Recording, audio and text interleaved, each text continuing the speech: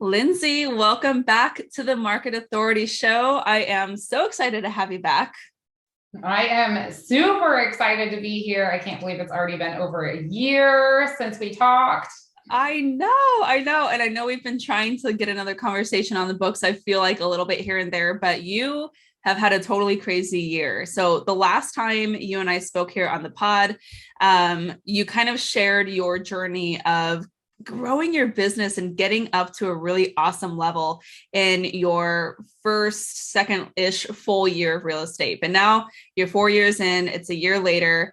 You've done some really rocking things on your end. And I thought it would be fun to share a little bit of an update on your story. And I want to hear your findings, what's been working, what you're working on now, and what you're expecting for the next 12 months. Yeah, it's been quite the whirlwind. As you know, we try and stay in touch in between these sessions, but for everyone else, I ended 2021 tripling my business. I went from just over 5 million to 18 million. And then my goal this year was to hit 24 million. And I fell short of that. And there's some lessons in why I think that happened. But part of me also was just skeptical of if I could maintain that momentum that I had from 2020 into 21. And I did that successfully. And I grew the business about 7%, but not quite to the level I hoped. And I think there's some good learnings in why I was able to maintain that momentum, but not quite grow at the same rate. And I think I'm hitting the accelerator again to hit another epic year here in 2022. So I'm really excited about that. Yeah, I feel a big shift in your energy going into this year, which I definitely want to get into. I guess we can start with 2021. And do you want to start with the good or maybe the parts where we fell short? What do you think you would like to go into first? I think the key learning for me was I implemented a very comparable plan in 21 that I did in 20.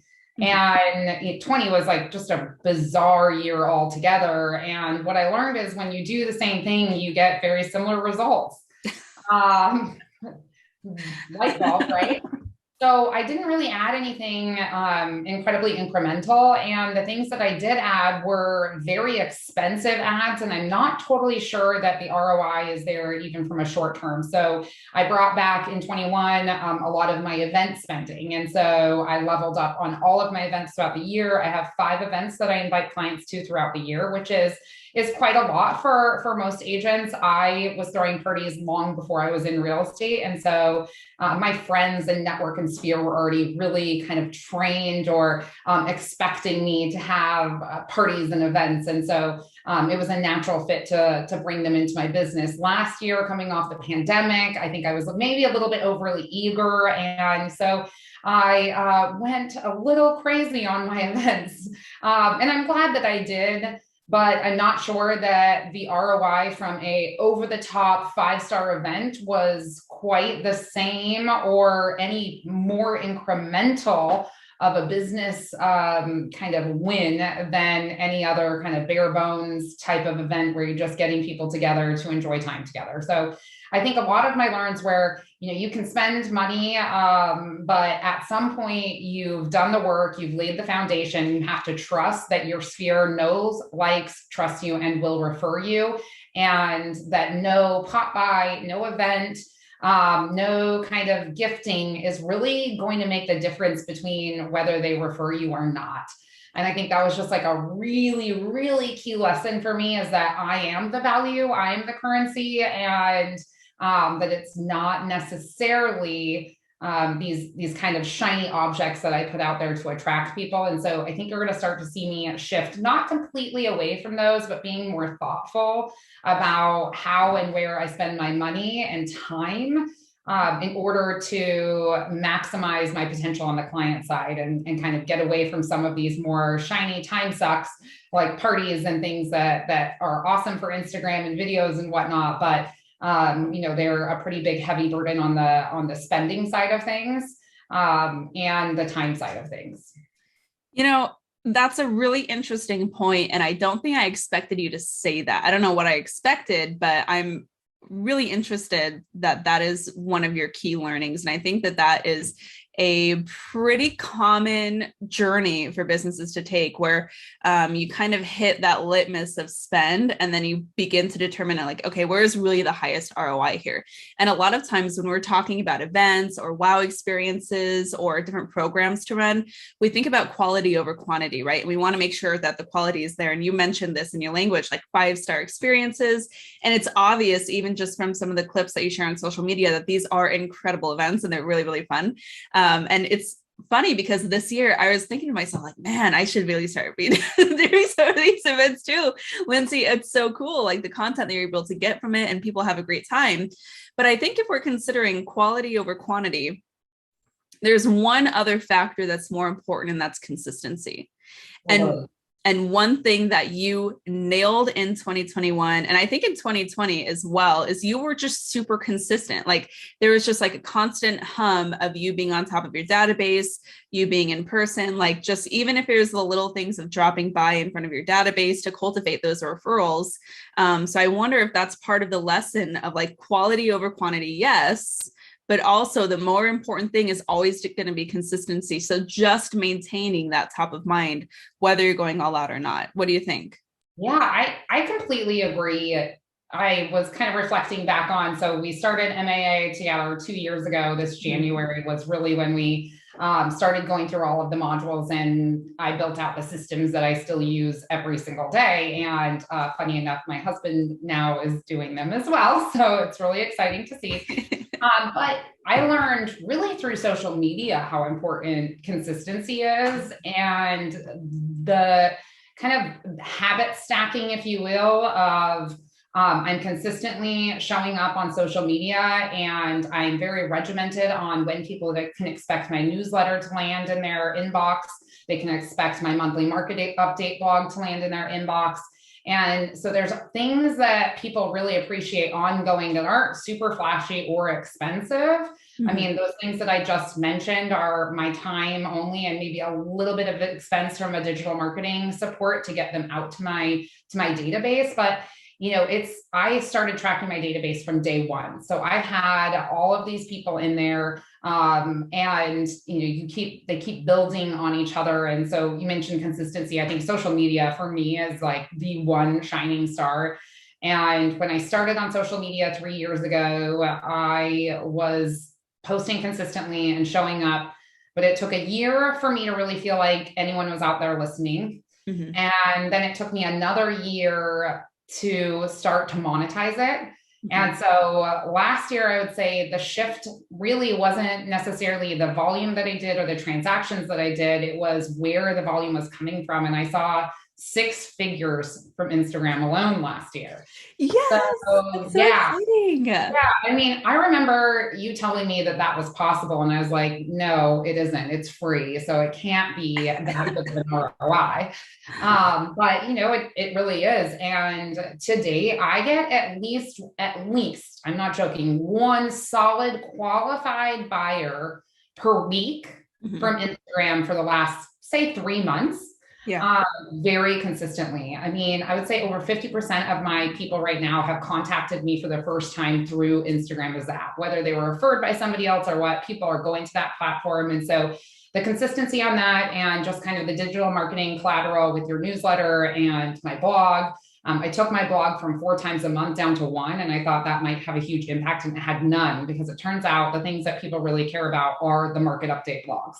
Mm. So that's really what they wanted to see. So in reality, I did keep the same plan, but I think there's going to be some tweaks to it to make it more efficient, to make it more profitable. That's not a word that was part of my vocabulary over the last few years. I was kind of in the camp of, you've got to spend money to make money. And I'm to the point where I've spent the money, I've laid the foundation. I can trust that my relationships are strong enough and real, and that it's going to go into the future. So I'm just going to keep doing kind of what I was doing. We've talked about like, should we be farming? Should we be doing all of these other things? And the answer for me right now is no. I'm really happy with the direction of my business. And I've been consistently focused on more personal development, which leads to professional development. than anything over the last year. So yeah, I'd say consistency in everything that you do, your morning routine, but Instagram's probably been like the biggest just ROI that you can see. I spend this much time doing it and this is what I got from it. And it was a great salary. So I'll take it. That's so cool. I think it's really interesting too, because you're at that place where you have enough data now to start making those decisions of like, what does scaling actually look like for me? Is it maxing out conversion rates across all my lead sources, or is it time to diversify? And I think that a lot of times the propensity is to start to diversify sooner than necessary, which is why some agents like overspend, for example, on the farming, or they go to buying internet leads before they're actually prepared and ready, like they don't have the infrastructure yet. So looking at your conversion sources, where do you think you still have a lot of like juice left to push before you start getting crazy with like bringing on other lead sources? I really think I just need to refine my ongoing communication with my past clients and my sphere. I feel like I get great. I give myself an A on those, but I still think that there's room for improvement. Sure. And here's why. This is a great example. So yesterday I was kind of reflecting and I thought of a client that I met 3 years ago in an open house, one of my first open houses in Kierland. Ron and Maria Dinkle, incredible couple from Bozeman, Montana, looking for a second home here. And I looked with them. We looked for about 5 months and they ended up closing, 6 months after I met them, and I stayed in contact with them. And yesterday, I don't know why, they just popped into my brain. I was like, instead of, just knowing that they're getting my drip campaigns on my, newsletter or whatnot, I decided to just type him out an individual email. And within 30 minutes, he called me and told me his neighbor is looking for a second home in Phoenix and would love to meet with me. They're going to be here in 2 weeks. Oh my so God. I think it's just more of like those one-on-one touches and continuing to build really close, tight-knit relationships with people. So you can automate to a certain extent and, automate with authenticity and where it comes from the heart. And everything that I do, I prepare myself and has my, my fingerprints and my voice all over it. I don't outsource that intentionally. But I do think this year is going to be really focused on bringing in those clients that are my ideal clients and making sure that I'm continuing to strengthen relationships. So I'm focusing on doing more kind of one-on-one or smaller type engagements. So that way I'm just really deepening the relationships that I already have versus spreading myself out so thin across a bunch of relationships. I think the fewer, bigger, better is what my mantra is for 2022. So it's going to be fewer events, and the ones that I'm going to do are going to be, banged up out of the park, but I'm not going to do 5. I'm going to do 2. So everything that I'm going to do is just going to be pack a real strong punch, but I'm not going to do as kind of peppery. I'm not going to try and spread myself thin and do everything. I'm going to do the things that I'm doing well. So past clients are 1. Now I have almost 100 past clients in 3 years, which is literally mind blowing to me that I have 100 families whose lives I've touched and who have touched my life and helped me grow and get to this point. And then I have a database of about 400 of other people that are just kind of in that know, like, and trust zone that I think will come to me eventually, have come to me for advice, or maybe just, in my atmosphere. So I think those with what I currently have, I think I could have a successful long-term business off of the people that I just know now if I appropriately engage, deepen and strengthen those relationships, and continue to consistently show up like I have in the past. I love that. I think that this last year, a big part of our conversation was you finding focus in what you ultimately want this to feel like. Because a lot of times when we're starting building out these businesses, we're so stuck in startup mode and we're like this, like our nose is touching the wall. We're that close to the work that we're actively engaging in. And it can be really difficult to pull yourself out of that and have a high level, like 32,000 foot view of what it is you're ultimately trying to accomplish. So can you share a little bit about what that looked like for you in the last year and how you got clear on what you wanted to prioritize and what you ultimately wanted business to feel like from a success, quote unquote, standpoint? Yeah, it's so funny because it's changed almost every year, but I think I'm closer to what my purpose or mission is than I've ever been before. So about the middle of last year, I started recognizing that it would be a great opportunity to bring my husband, Jason, into the business.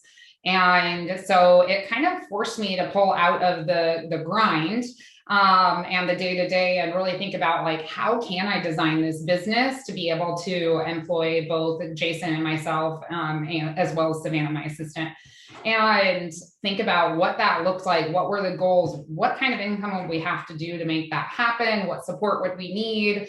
And so I started just kind of by going to like what the overall purpose was. Why am I in this business? And ultimately I came up with the kind of vision, mission. I know they all have different taglines, but it's to build limitless wealth through real estate for me, my family, and my friends.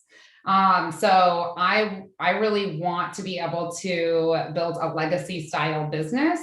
And in order to do that, I needed the best talent. And if I'm being perfectly honest, the best talent is Jason. He has 25 years of sales experience, and he's quite frankly more than I can afford right now. But we'll get there. But I think that's where it shifted for me is this is just all about me. This is all about me and building my business, and it's my business. And now it's a family business. And what does that mean for, branching out? I started a renovation company in the last quarter of 2021 to kind of help diversify as well. So we weren't as reliant on just the buy and sell transaction side. Mm-hmm. So there's different things that we're going to be doing in order to kind of bring that whole mission of building limitless wealth through real estate to life. So I'm excited to see what that does, but it kind of opens the door for a lot of different things. So buy and hold, flip, Airbnb, kind of all kinds of doors open with that. And now with Jason, part of the team full time, it's going to give us the bandwidth to continue to serve our clients with the consistent 5-star experience they've come to expect. And then also be able to expand our horizons into some other areas that I'm really excited about. That's why I wanted to be in real estate. And so these are some of the kind of next prongs of the business plan. I'm sure it'll be totally different by this time next year. I'm flexible and open to the opportunities that come my way. That is like the way you have to be because of how quickly and unpredictable things can change in this business. So can you share a little bit about how the transition has been going with bringing Jason on? Like, what's that been like? You spent November getting through licensing, and then December, I'm sure for most people, was a little bit crazy. We had 2 trips planned to see family and whatnot, and then simultaneously, my assistant Savannah has gone out on maternity leave and had a new baby. So we've had a lot of transition around here. Starting the very first week of the new year, Jason started going through his modules for MAA, and that's been pretty much, I'd say, the most exciting thing. Is I'm really excited to see him build kind of his own brand and for us to co-brand together. But I would say it's been great in so many respects. I love eating our meals together. I love, right now, he's kind of my little shadow. So he comes out to showings and things like that, and he's just really learning the ropes. So that's been fun. We've butt heads on, he thinks I'm a terrible driver, and I think he's a terrible driver. So we're really going to have to work on that. But overall, I'd say just having all of our eggs in one basket feels really risky and scary. And so if I can try and calm those fears and realize that every time I've placed a bet on me, I've always come out on top. And so I feel the same for kind of our relationship. And that's been at the heart of it. We're not willing to risk our marriage to make this successful. We'll pull the plug on it long before that became an issue. Mm-hmm. But I also don't think either of us could reach our full true potential without putting everything into this and at least giving it a solid try. So it's been up and down, and it's hard to set the boundaries of where work starts and ends. Mm-hmm. And so once we get up and running and we are having multiple clients and sharing them, I think defining those boundaries is going to be really important. We've started a marriage and work contract to kind of define those rules and boundaries. So I think we've taken all of the lessons from people like you and Bryce and my other mentors, Robin and Brian, and all the husband and wife teams that came before us. So We'll see how it goes. I'm anxious to find out as well. Okay. So is there anything that like he has told you like, whoa, I didn't realize there was like this, or any really eye-opening moments that he's learned that kind of like, I don't know, maybe changed the way he looked at you or your business? Yes, there are a few. The financial management side has probably been the most eye-opening. Financial management is not my strong suit, nor my interest really. When you become a real estate agent, I think people forget that you are the CFO, the CEO, the janitor, HR, you're everything. And it's really hard to be good at all of those roles. And I was not good at the CFO. So he's been taking on the financial side of things, working with tax accountants and bookkeepers and everything to keep everything straight there. So I'd say that was probably like the biggest, like, oh gosh, we need to really fix this ASAP. And then I would say from there, it's just more about documenting processes and procedures. So yeah. Early on, I had created SOPs when I hired my first assistant, and then it kind of fell off. When Savannah started, I was in the middle of the biggest windfall of clients and business of my entire life. So she didn't probably get trained appropriately, nor did we document those processes. And so Jason is very procedural and process oriented. So he spent a lot of time going through everything, kind of writing down where we need to define and develop processes and standard operating procedures so we can reach our future goal, which would be to eventually have a real estate team. We're not totally sure the model that we want, but in order for us to bring somebody on successfully, we need to have all of this buttoned up. So I'd definitely say finances and processes and procedures are where he was like, wow, we need some attention here. Perfect. Like, it sounds like he was the right guy for it too. So that works out great. Oh my gosh. So what about this year? What are you really excited about in 2022, and what has you a little hung up? I set a pretty audacious goal in 2022 to write 40 million in contracts. So that's not close.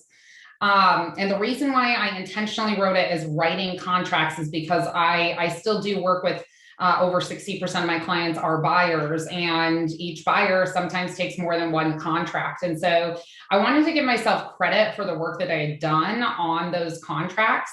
And my goal is if I write 40 million in contracts, I'm hoping that I can get to 30 million in volume, which would be an incredible goal for me. That would allow us to replace Jason's previous income and more. And hit a pretty incredible milestone in terms of revenue that I've had in my eye since I was little, of 7 figures in revenue. So that's kind of where I'm focused this year. I'm also kind of turning my sights to more of the luxury market. I love luxury real estate. And so I think that's really where I'm going to be focusing on building relationships that help kind of fill out that pipeline within luxury real estate. And when I talk about luxury real estate, to me, that's $1 million plus. Some people, that's 2 million plus. So for me, I'm talking about $1 million plus. So my goal is to raise my average price point this year. In order to achieve that, we are kind of putting together a full game plan, starting with my brokerage and leadership there. And then, within our own little team here with me and Jason. So luxury is definitely going to be a huge focus for 2022. And then, mainly it's integrating Jason successfully. So at the end of the year, we can keep him on board. I love that. Oh my gosh. So what are some things that have you a little hung up? Anything you're nervous about, or anything that you're like, man, this is definitely on my radar as a potential threat to those goals? I mean, it's always kind of the same things. It's the market conditions, and are we going to even have the houses for me to achieve that goal? Yeah. You can set goals and the market can have a completely different idea of what's going to happen. But so I've always set my goals loosely and then follow the guidance of the universe of what's actually supposed to happen, and give myself grace when, things didn't turn out exactly how I predicted. And sometimes they turn out even way better than you predicted. So I'd say the other piece is just, I feel a lot of weight on my shoulders. I made some big decisions that are expensive and kind of life-changing, and they may not play out how I want them to or how I think they're going to. And so just trusting the process and the path is not something that I'm great at. I like to be in control. And so right now it's just like, okay, how can I take a deep breath and just get through my day, give it my best, and know that at the end of the day, the chips are going to fall where they fall. And, I gave it my all in the process. So I think there's some scary things out there. Mainly, I would say, like, if I were to say my number one fear right now, it's can I produce again what I did last year and more is an uncertainty for me, and causes me a little strife sometimes. You've said that the last 2 years. Yeah, I know. Every year you go into the new year wondering, like, how am I going to do this again? And then every year you exceed yourself. So well, and I think it's really common for agents, right? It's like you get to the end of the year and you're like, oh my God, I can't believe I did that. And now I have to go do it again. This is because sometimes it can feel like luck, right? Because sometimes like that call you made or that email you made and your past client calls you back and he's like, hey, by the way, we've got a friend. Like it feels like it comes out of the blue, but you do a really good job of tracking and sourcing that back to the actual actions that you took to lead yourself to be in that position. You're really good at creating opportunity for yourself with an eye to the future. So even though it can feel like luck sometimes, I think it's helpful to really take that step back and look at the entire scope of work that resulted in what you were able to achieve. Absolutely. That's actually going back to one of the things I've learned is that it's all cumulative. Any one thing individually doesn't really have the impact. It's all of the layers of things on top of each other. So attributing, this lead to one thing or this lead to another, it's so cumulative, and every year builds on each other and every activity builds on each other. So you start the flywheel and now the job is just to keep the flywheel going. Mm-hmm. And that's back to our original kind of conversation around consistency. So I trust that piece of it. But I'd say the wild card that always gets me is like, what if the market crashes again? What if COVID happens again? And it's still happening, but the next COVID or whatever it is. Mm-hmm. Yeah. And I think that's just the nature of the beast, right? We always kind of like just do our best, hope for the best, and knowing that any given moment an avalanche can be headed our way. But you know what? There are plenty of agents who made it through the last shift, and you haven't seen a huge market shift yet, not the U-shaped kind. So what you're doing now is all of the right things. Like when you're flying by the seat of your pants, those agents are the ones that get bowled over by a really serious market shift. But what you're doing is you're creating a foundation that's going to allow you to pivot. And that is the most important thing for longevity, I think. Yeah, I think I've thoughtfully used my downtimes. I've had about 2 or 3 every year where I have like a kind of a month gap in between closings, which feels really scary, but my business always takes a leap forward during that time in some way or another. I, automate something that's been a time suck. So I think it's natural to have some type of ebb and flow. It's gotten way more consistent year after year. It's been more consistent and predictable, but thoughtfully using that time to make sure I'm automating those things to make it easier to stay in contact and whatnot has really helped me just feel like I have control over the business and the fundamentals. Mm-hmm. And so I kind of have a little bit more freedom to take a deep breath and not worry about what the results are going to be at the end of the day. I'm just curious, do you have a word for this year, for 2022, just since we're doing this in the beginning of the year? So I don't have a specific word. I kind of said earlier, it's fewer, bigger, better is kind of my mantra or my theme. It's not one particular word. I have done a word in the past. And, I don't know, this year, for some reason, fewer, bigger, better just keeps being like I guess maybe you just say that's focus. Refinement. Yeah, it's just, continuing to sharpen the saw and continually trying to improve. And I think that's really just, I want to do my best this year. And if I could look back at the year and say, win, lose, how many contracts you wrote, how many went through, if I felt like I did my best, I think that's going to be a huge win. And that's all I want for those around me too, is for everyone to feel, empowered and excited to go out and do their best and know that whatever results come from that are good enough.